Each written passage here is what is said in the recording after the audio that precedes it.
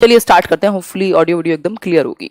पहला क्वेश्चन आप लोग के सामने, फटाफट से क्वेश्चन पढ़ेंगे आप। Which one of the following is a good example of scaffolding? Scaffolding यानी कि वाइगॉस्की, जिसको मचान कह रहे हैं, का एग्जाम्पल कौन सा है? अगर हम बात करें जो स्टूडेंट है अगर वो खुद करे किसी चीज को, तो इन चार ऑप्शंस में से स्कैप फोल्डिंग का एग्जाम्पल कौन सा है? बी, मतलब telling her that she can do it by trying again and again. जी नहीं, स्कैप फोल्डिंग का मतलब है structure of temporary help. Temporary help कह सकते हैं आप इसको, उतनी हेल्प जहां पर जरूरत है, जहां पर बच्चा अटक रहा हो। तो बात क्या है? Providing a half solved example, भाई आधा सॉल्व एग्जाम्पल, ताकि उसको मदद मिल गई फिर आगे वो खुद करे, या जहां अटके, जिस स्टेप पे अटके वहां आप कुछ हिंट दे दें, कुछ क्यूज दे दें, कुछ प्रॉम्प्ट्स दे दें। ठीक है, तो आंसर होगा इसका सी ऑप्शन यानी कि थर्ड। आगे बढ़ जाएंगे सेकंड क्वेश्चन पर। सेकंड क्वेश्चन है, your class has learners with different learning styles, to assess them you would give them. भाई जो आपकी कक्षा है, आपकी कक्षा में सीखने की विविध शैलियों वाले बच्चे हैं जो अलग अलग तरीके से सीखते हैं। कोई देख के ज्यादा अच्छा सीखता है, कोई सुन के ज्यादा अच्छा सीखता है, बहुत सारे तरीके के लर्नर्स हैं आपकी क्लासरूम में। बताएं एक बार। पहला है option, a uniform set of instructions देंगे आप। क्या करेंगे इन चार ऑप्शंस में से? पढ़िए और फिर बताइए। मतलब कि आपकी क्लास में डाइवर्स लर्नर्स हैं, अलग अलग तरह के। यूनिफॉर्म का मतलब होता है सिर्फ एक तरीके से देना, जो कि गलत है। तो आप क्या करेंगे? Variety of tasks and tests देंगे। भाई मल्टीपल तरह के विविध तरीकों का यूज करेंगे, ताकि विविध जो छात्र हैं या विविध क्षमताओं वाले या इंटरेस्ट वाले, जो डाइवर्स इंटरेस्ट वाले लर्नर्स हैं, डिफरेंट स्टाइल वाले लर्नर्स हैं, वो सीख पाए। ठीक है बात? तो सभी सीख पाए, इसलिए अलग अलग तरीके का इस्तेमाल करेंगे। इंटरनेट बीच में अटकता रहेगा, फिर आप पेशेंस रखिएगा। क्वेश्चन नंबर 3 है, nowadays there is a tendency to refer to wrong concepts of children as alternative conceptions. This could be attributed to। भाई रॉन्ग कॉन्सेप्ट्स को आजकल हम ऑल्टरनेटिव कॉन्सेप्ट्स कहने लगे हैं, है ना, जिसको नाइव कॉन्सेप्ट्स करके भी इस बार पूछा था। दिसंबर 2019 में नया नाम दे दिया था ऑल्टरनेटिव कॉन्सेप्ट्स को, नाइव कॉन्सेप्ट्स। नाइव मतलब अनुभवहीन या अलग। ठीक, तो हम रॉन्ग कॉन्सेप्ट कहने की जगह कुछ चीजों को हम क्या कह देते हैं? हम कहते हैं ऑल्टरनेटिव। कैसे? भाई बच्चा कहता है कि भाई अगर मैं चल रहा हूं ट्रेन में, तो ट्रेन के साथ पेड़ भी चल रहे हैं क्योंकि वो चलते हुए नजर आ रहे हैं। अब ये बच्चे की थिंकिंग है, लेकिन ये कॉन्सेप्ट गलत है। अब हम इसको गलत नहीं कहते, हम इसको ऑल्टरनेटिव थिंकिंग कहते हैं। क्यों? क्योंकि दूसरा तरीका है ये बच्चे के परिप्रेक्ष्य में, बच्चे के पर्सपेक्टिव से देखने का चीजों को। ठीक, तो हम ये रॉन्ग को आजकल हम क्या कहते हैं? ऑल्टरनेटिव कॉन्सेप्ट कहते हैं। इसको आप क्या कर सकते हैं? ऑप्शंस आपके सामने हैं। Children's understanding being nuanced and their being passive learners हैं, वो रिकॉग्नाइज कर रहे हैं आपके बच्चे सोचने के लायक हैं और उनके अंदर डिफरेंट हैं, वो किससे? बड़ों से। फिर इसके बाद क्या है आपका? Using fancy terms to describe children's errors, कोई फैंसी टर्म है ये। Children being thought of as adult like in their thinking. तो बात यहां पर ये है कि आप ये रिकॉग्नाइज कर रहे हैं कि बच्चे भी सोच सकते हैं। अब वो जरूरी नहीं है कि हमेशा सही हो, ठीक है, उनकी थिंकिंग बड़ों की थिंकिंग से डिफरेंट होती है। तो आप ऑल्टरनेटिव कॉन्सेप्ट्स इसलिए कहते हैं, रॉन्ग इसलिए नहीं कहते। आप कहते हैं कि भाई ये दूसरा तरीका है उनका सोचने का, इसको हम एग्जांपल्स वगैरह देकर के ठीक करा सकते हैं। आगे बढ़ेंगे नेक्स्ट क्वेश्चन पर। क्वेश्चन नंबर 4 है, which one of the following best describes a teacher's role in a middle school classroom? भाई आप एक मिडिल स्कूल क्लासरूम में हैं, आपका बेस्ट रोल क्या होगा? तो इसमें क्लियर नहीं होगा, ये वाला क्वेश्चन थोड़ा सा ब्लर्ड है। तो डिस्करेजिंग, आप डिस्करेज नहीं करते मल्टीपल पर्सपेक्टिव को। सिर्फ पावर पॉइंट के थ्रू आप लेक्चर नहीं देंगे, आप अपॉर्चुनिटीज प्रोवाइड करेंगे बच्चों को। किस चीज के लिए? ताकि वो डिस्कशन कर सकें, चर्चा कर सकें। डिस्कशन इंपॉर्टेंट क्यों है? क्योंकि पर्सपेक्टिव सामने आते हैं, थिंकिंग सामने आती है, रीजनिंग लगती है। आप बहुत सारी चीजें सोचते हैं, दिमाग का इस्तेमाल करते हैं डिस्कशन में, और बहुत सारे लोगों के पर्सपेक्टिव को आप सुन के समझते हैं, इंटरनलाइज भी करते हैं कई बार, फिर अपनी समझ बनाते हैं। आगे बढ़ेंगे क्वेश्चन नंबर 5 पर। क्वेश्चन नंबर 5 है, which one of the following statements about motivation and learning is right?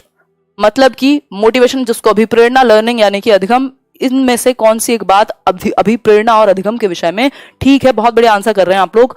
पहला है, motivation does not have any role to play in learning. Motivation का कोई रोल नहीं होता लर्निंग में, ऐसा कैसे हो सकता है?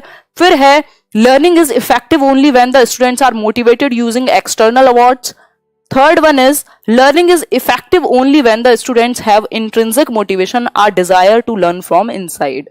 Intrinsic motivation क्या है? Any day better होती है, यानी इंटरनल है, ये आंतरिक अभिप्रेरणा है जब आप इंटरेस्ट से सीख रहे हो, जो रीजन है वो अंदर हो सीखने का। जैसे आप लोग अभी बैठे हुए हैं यहाँ पर, तो मानती हूँ, ऐसा अज्यूम करती हूँ कि आप लोग अगर अपनी इच्छा से आते हैं ना, तो आपका कोई पैसा फंसा हुआ है कि भाई जबरदस्ती है कि चलो अटेंड कराते हैं, हमने 10,000 रुपये फीस दे दी है ना, आप अपनी इच्छा से आते हैं, ठीक है, नीड हो सकती है बट सीखने की इच्छा कह सकते हैं यहाँ पर।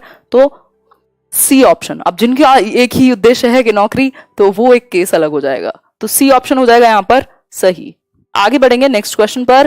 क्वेश्चन नंबर 6 है, which one of the following statements about learning is correct. Learning के बारे में एक स्टेटमेंट जो सही हो।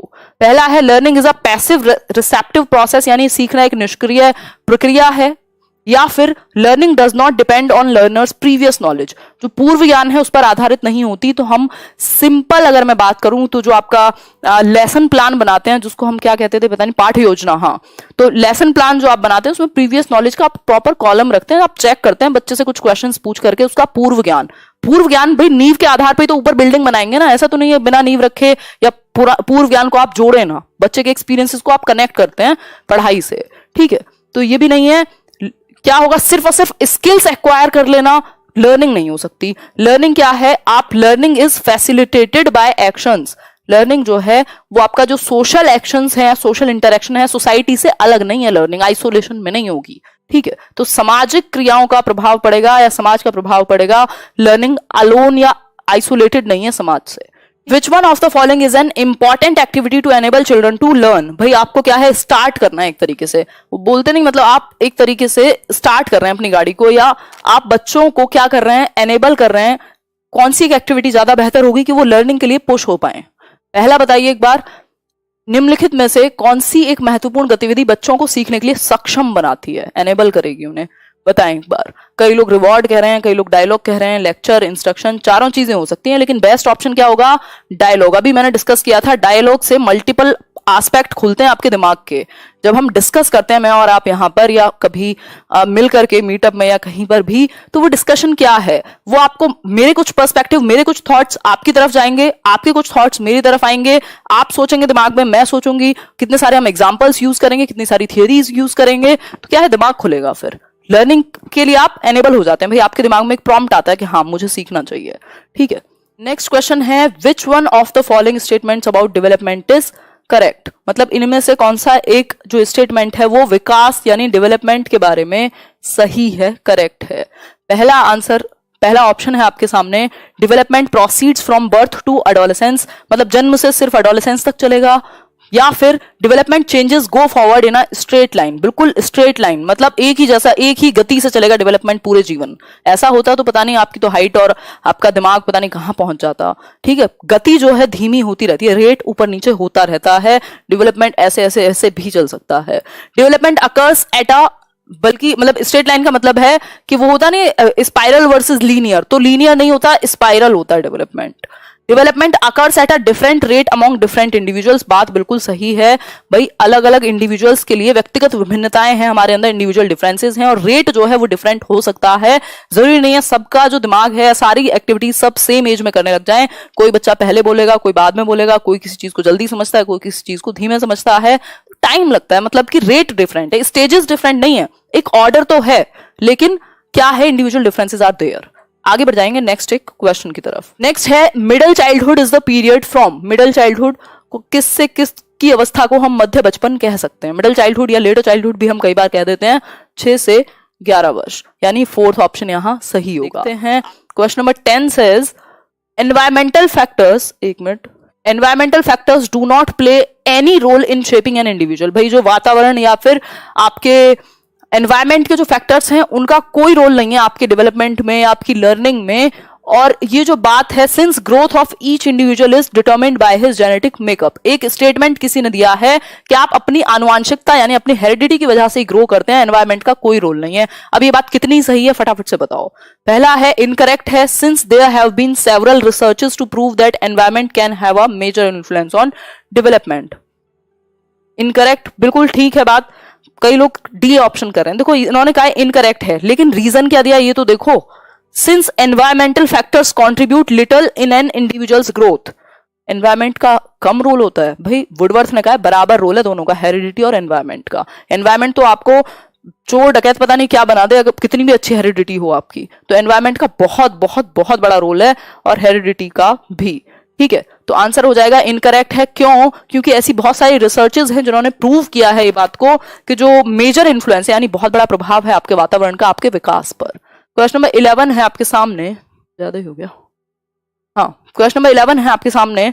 Dash is a process through which a human infant begins to acquire the necessary skills to perform as a functioning member of the society. भाई ये जो है किस प्रकार की प्रोसेस है, कौन सी प्रक्रिया है जिसके माध्यम से एक मानव शिशु समाज के सक्रिय सदस्य के रूप में विकसित होगा? बताएं एक बार। बात हो रही है समाज के बारे में। ठीक है, सोचिए जरा, लर्निंग नहीं है ये, सोशलाइजेशन है। आप सीखते हैं, लर्न करते हैं to adapt in the society, to adjust in the society, कि आप समाज के नियम कायदे तौर तरीके कानून किस तरीके से सीखेंगे और किस तरीके से आप समाज के एक सक्रिय मेंबर बनेंगे। तो आंसर क्या होगा? सोशलाइजेशन, सामाजिकरण की प्रक्रिया, जिस पर एक चैप्टर अभी हमने डिस्कस किया था। अकॉर्डिंग टू पियाजे, which one of the following factors plays an important role in influencing development? भाई पियाजे के अनुसार कौन सा एक जो एलिमेंट है या कौन सा एक इंपॉर्टेंट रोल है जो किसमें डेवलपमेंट को, विकास को प्रभावित करने में सहायक होगा? कौन सा एक मेजर फैक्टर होगा इन चार ऑप्शंस में से? रीइंफोर्समेंट, बिहेवियरिस्ट बात करते हैं इसकी, specially Skinner. Language, imitation, experience with physical world. Imitation यानी अनुकरण की बात कौन करेंगे? बेंड्यूरा करेंगे अपनी थियोरी में, जो उनकी थियोरी है सामाजिक अधिगम का सिद्धांत। पियाजे चार चीजों की बात करते हैं, एक आपका सोशल रोल भी है, कंपैरेटिवली कम उन्होंने इंपॉर्टेंस दी है बट दी है। एक्टिविटी आपकी फिजिकल वर्ल्ड के साथ, आपके जो हेरिडेटरी मेकअप है वो इंपॉर्टेंट है, और इसके अलावा एक और फोर्थ चीज है एक्टिविटी, एक्सपीरियंस, इक्विलिब्रेशन। ठीक, पियाजे अगर ना देखा हो देख लीजिएगा।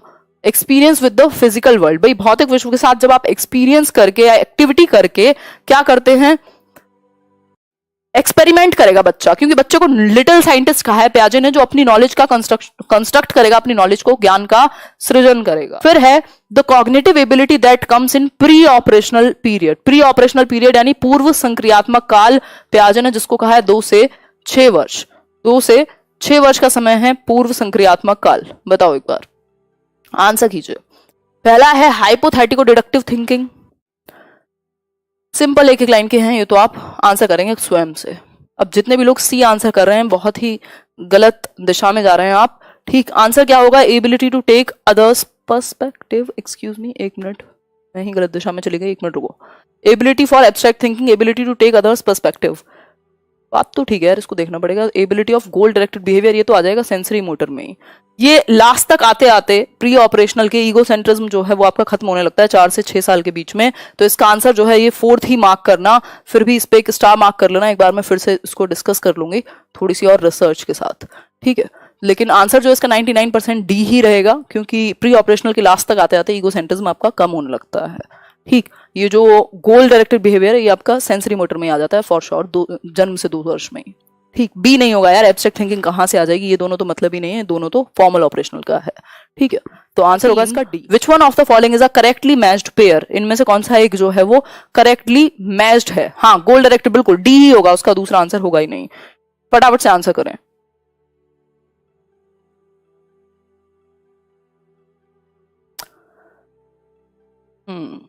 बहुत बढ़िया। सोशल कॉन्ट्रैक्ट, ये कोहलबर्ग की स्टेजेस दी हुई है यहाँ पर, सिंपल कोहलबर्ग की जो आपका नैतिक विकास है उसकी स्टेजेस हैं। अब आपको उनमें से पहचानना है कि ये कौन सा सही होगा। अगर हम बात करें तो पनिशमेंट एंड ओबीडियंस ओरिएंटेशन जो है, जहां पर लॉज आर नॉट फिक्स्ड, ये नहीं होगा। Good boy and good girl orientation, मतलब अच्छा लड़का अच्छी लड़की अभिविन्यास जो है, यहाँ पर कोई एक जो इंसान है, बच्चा है, वो अप्रूवल पाएगा दूसरों का उनके सामने अच्छा बन के, ताकि लोग उसको अच्छा लड़का अच्छी लड़की कहें। इसलिए जो आंसर है वो सी होगा, बाकी के मैच नहीं करते। कोहलबर्ग की भी वीडियो ना देखी हो तो जरूर देख लीजिएगा।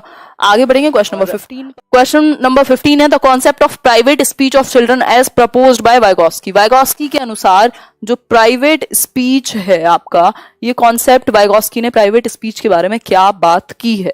फटाफट से आंसर करें। पहला है shows that children are stupid and thus need guidance. बच्चों को स्टूपिड किसी ने नहीं कहा आज तक, फिर है illustrates that children are egocentric। ये बात तो पियाजे कहते हैं प्राइवेट स्पीच के बारे में कि बच्चे क्या हैं, ईगोसेंट्रिक हैं, ठीक है, ईगोसेंट्रिक हैं। shows that children love themselves, यही कोई बात नहीं हुई। बात है कि जो वाइगोस्की हैं वो कहते हैं प्राइवेट स्पीच क्या है, प्राइवेट स्पीच के द्वारा बच्चे अपने आप को गाइड करते हैं, अपने आप को डायरेक्शन देते हैं, अपने आप को दिशा देते हैं। प्राइवेट स्पीच वही है जिसको हम निज वाक कहते हैं भाई, जो क्या है, मान लो कोई रेलगाड़ी चला रहा है बच्चा, तो उसको जोड़ते हुए कह रहा है अच्छा मैं ऐसे चलूंगा, ये करूंगा, इसके बाद ये करूंगा, मतलब खुद से बात करता है, बोल बोल के खुद को दिशा देगा, इसको कहा है वाइगोस्की ने। क्वेश्चन नंबर 16 है according to Vygotsky learning can not be separated from. भाई वाइगोस्की के अनुसार जो अधिगम है, लर्निंग है, आप उसको सेपरेट नहीं कर सकते किस एक चीज से। फटाफट से आंसर करें फिर हम लोग आगे बढ़ेंगे। बहुत ही बढ़िया। करियर क्लास थर्सडे से चलेंगी, इस हफ्ते मैंने कोई क्लास नहीं ली है। आंसर कीजिए फटाफट से, टेंशन क्यों लेते हो, काफी कराया जाएगा।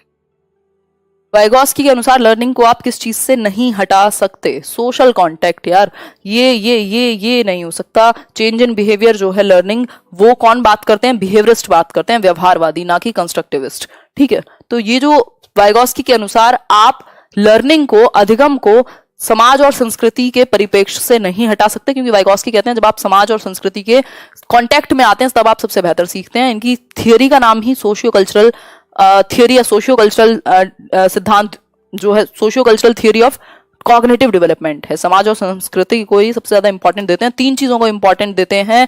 एक है, आप एक मिनट रुको, एक है आपका समाज, दूसरा है लैंग्वेज, तीसरा है कल्चर, ठीक है। ये तीनों बहुत ज्यादा इंपॉर्टेंट फैक्टर हैं वाइगोस्की की थियोरी में। आगे बढ़ जाएंगे नेक्स्ट 17th क्वेश्चन पर।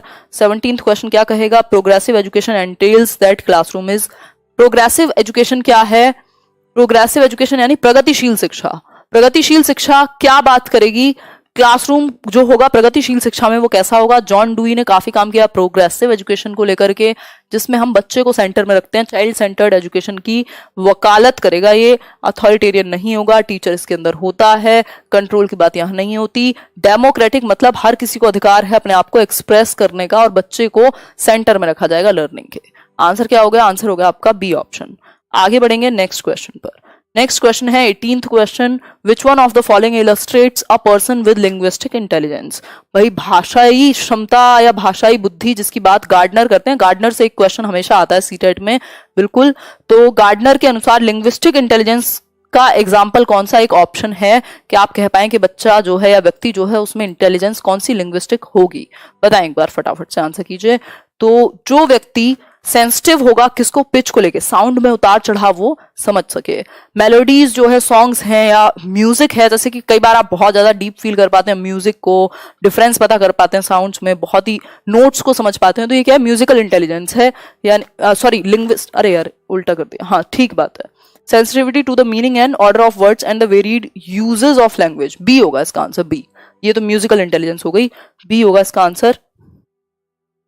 हूं क्या मैं, बी होगा इसका आंसर जो है कि आप लैंग्वेज पे अच्छी पकड़ है, वो मेलोडी जो है वो म्यूजिकल इंटेलिजेंस होगी। नेक्स्ट क्वेश्चन है language dash thought process. Language क्या करती है थॉट प्रोसेस को, यानी कि आपकी जो थिंकिंग है उस पर क्या प्रभाव पड़ेगा भाषा का, या पड़ेगा भी या नहीं पड़ेगा। चार ऑप्शंस आपके सामने, कोई फर्क नहीं पड़ता या टोटली फर्क पड़ेगा। भाई एक इन्फ्लुएंस होता है भाषा का विचार पर, ऐसा कौन मानते हैं, ऐसा ली वोर्फ मानते हैं, और वाइगोस्की भी बात करते हैं कि जो लैंग्वेज है वो एक टूल है।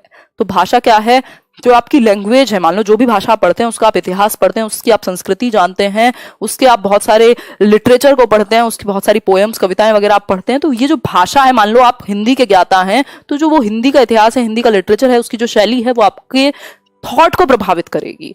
मतलब कि भाई जिस कंट्री में जो भाषा है, वो जो भाषा है वो आपके विचार को प्रभावित करती है, जैसा आप पढ़ते हैं वैसा आप सोचते हैं। क्वेश्चन नंबर 20 है, a text book of class 8th has following illustrations. भाई कक्षा 8 की बुक में दिया हुआ है कि विमेन जो है यानी महिलाएं जो हैं वो सिर्फ टीचर्स या फिर मेड्स मतलब घर में काम वाली बाई बनेंगी, या तो टीचर बनेंगी, या फिर जो मैन है वो डॉक्टर और पायलट के रूप में दिखाए गए हैं। किताब के अंदर ये डेपिक्शन है। एनसीएफ भी कहता है, बोलते चित्र की बात करता है एनसीएफ, जिसमें वो कहते हैं कि हम जेंडर स्टीरियोटाइपिंग को रिमूव करने की बात करें या जेंडर पैरिटी की बात करें, है ना। क्योंकि ये जो इमेजेस हैं, अगर आप बुक्स में या क्लासरूम में या वीडियोस में आप ये दिखा रहे हैं कि ये तो काम लड़कियों का है, ये लड़कों का है, तो आप बच्चों में जो नई जनरेशन है वो पहले से तो कुछ लेकर के पैदा नहीं हो रही ना कि लड़कियों को ऐसे देखिए लड़कों में अंतर करे, वो तो आप ही सिखा रहे हैं एज अ सोसाइटी उसको। ठीक, तो आंसर क्या होगा, ये जेंडर स्टीरियोटाइपिंग को बढ़ावा देना है, जेंडर रूढ़िबद्धता को, जिसमें आप भेदभाव सिखा रहे हैं कहीं ना कहीं, या एक मैसेज दे रहे हैं भेदभाव का। ठीक है।